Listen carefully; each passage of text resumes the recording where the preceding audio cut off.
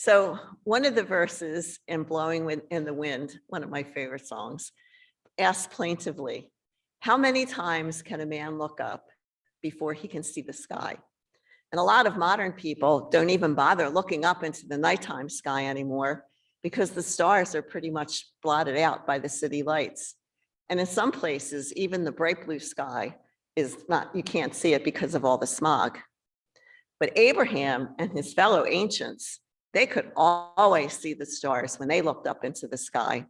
And early on in human history, astronomers began to follow the stars and to wonder why they appeared in different parts of the sky at different times of the year. And they figured that all out mathematically. They were pretty smart. They even drew pictures in the sky and they called it Leo and Pisces and Capricorn and the rest of the zodiac. Although Abraham gazed at the stars with God, he was not an astronomer. We have been taught that Abraham was just a random, obedient guy who left the land of his birth to settle in a place specifically chosen for him by the divine. And during the moving process, he and God frequently had these man-to-man chats about Abraham's future descendants, and they used the stars up in the sky, as a basis for comparison. Abraham's reward for being obedient would be as big as all those stars. And it would be of a temporal and not a spiritual nature. In some orchestration of divine manifest destiny, Abraham would be given a vast amount of land and everything and everybody in it. Land essentially that belonged to other people, setting a very unfortunate precedent for millennia to come. So we don't know if old Abraham left Ur as a refugee or as a wanderer or as a conqueror, amassing the flocks and amassing flocks and slaves as he took his journey south. However, he arrived in what would eventually become the chosen land as a rich man with many possessions, many flocks, and many slaves. And perhaps he looked up at those stars, which if you have ever been outside on a cloudless night without the offending city lights, pixelate every single inch of the sky. He looked up and probably congratulated himself on his good fortune. So in spite of his many one-on-ones with God, as described in our first reading, Abraham went on to do some no good, awful things that regularly get defended by those who believe in the inerrancy of Scripture and see the actions and even the approval of God in the murder and mayhem of historical events, especially when their side wins. These actions might even be viewed by sociologists who like to see human history as a progression from savagery to a quickly producing kumbaya moment with the patently untrue assumption that everyone acted that savagely in the past. They didn't.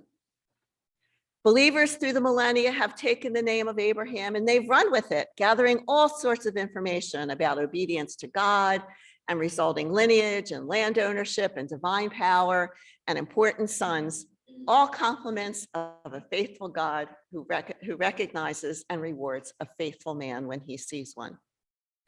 This foundational myth, of course, leaves out Hagar. Who cares about a slave girl, even if God personally saved Hagar as much as the divine chose Abraham? Hagar sort of all gets left behind in the dust of historical and theological desert, while Abraham and Sarah went on to beget Isaac and Jacob, who were rogues just like their grandparents. Perhaps Hagar should have been the more compelling story. Hagar, like Mary, received an annunciation from the angel of God, that angel that we call Gabriel. Not only that, Hagar dared to give God a name, something neither Abraham nor Moses even dared to do. And Hagar's, I have really seen God and remained alive, that name seems a whole lot more appropriate than that cozy male bonding relationship that the mere mortal Abraham had with the creator of the universe. That man cave God and Abraham also set a bad precedent. As we look at actions of the nations throughout the centuries who have invaded countries and stolen land from indigenous people on a religious pretext, or on any pretext for that matter, I would humbly suggest that we put those readings on the very back shelf of our history books,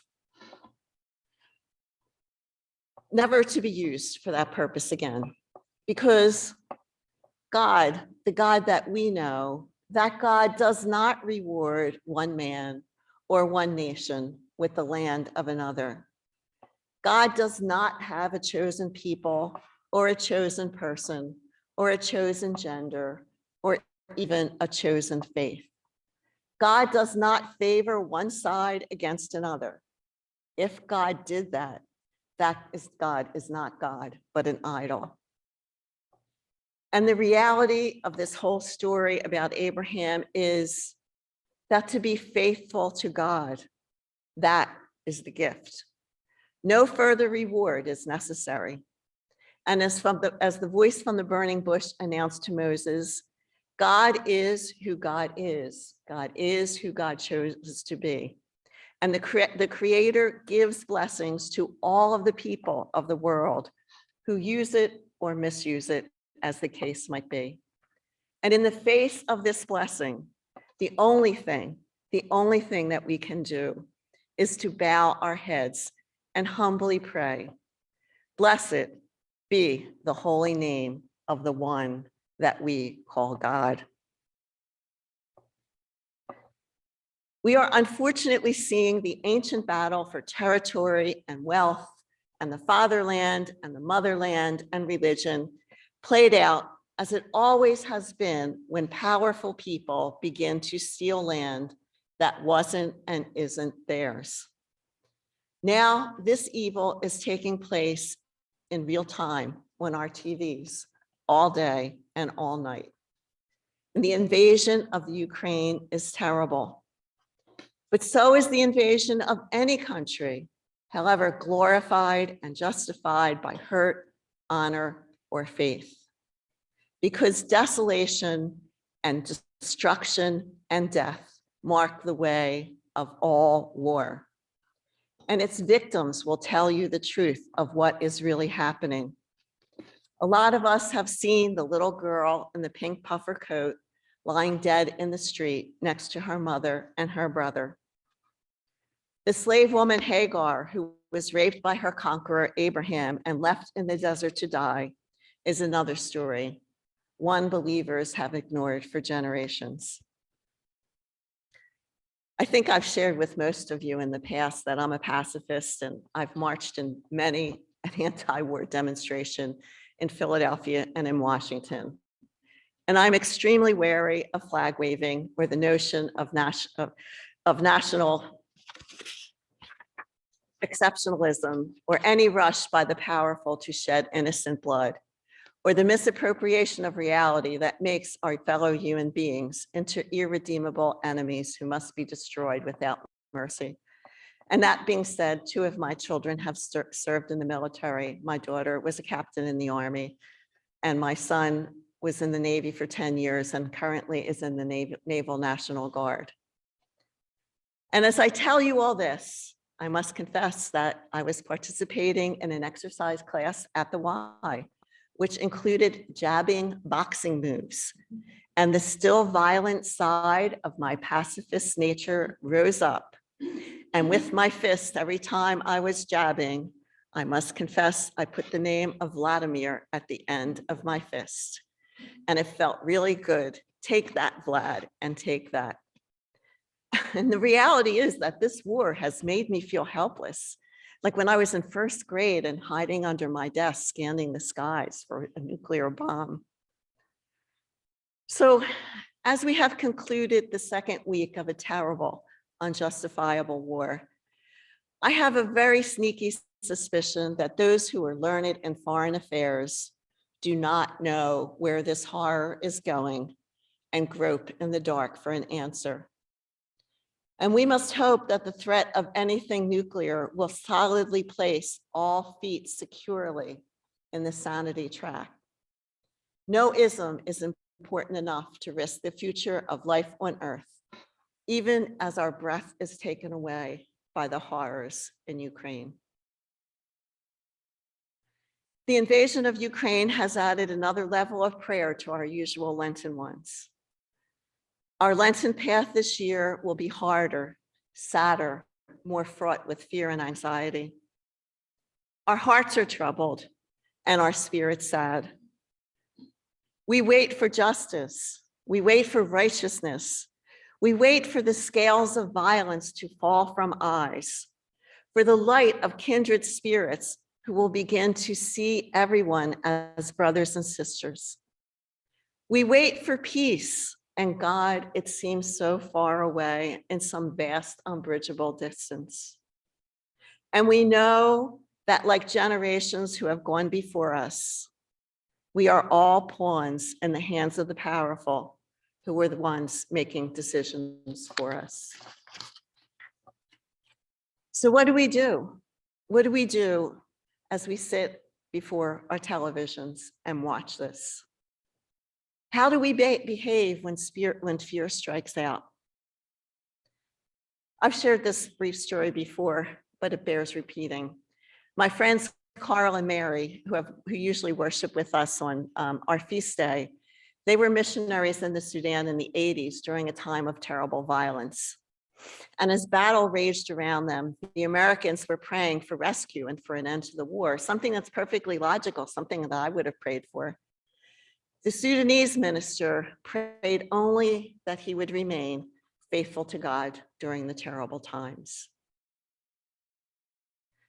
And so, in the midst of whatever that will rise up among us as this terrible war progresses, we must, as followers of the Prince of Peace, take up the whole armor of God, and having done everything, stand firm in our commitment to lighting up the ways of peace. We must fasten the belt of truth around our waist to crush the spider eggs of misinformation that will surely come. And we must put on our feet whatever that will help us preach the gospel of peace. And in the end, we must look up to those stars. We must look up to the hills. We must look to the green fields of home and the sunflower fields that once dotted Ukraine. And we must know that whatever happens, the God of hosts who walked the streets of Warsaw, Hiroshima, Sarajevo, Rwanda, and the Sudan will walk with the Sudan, will walk with the Ukraine, and will also walk with us.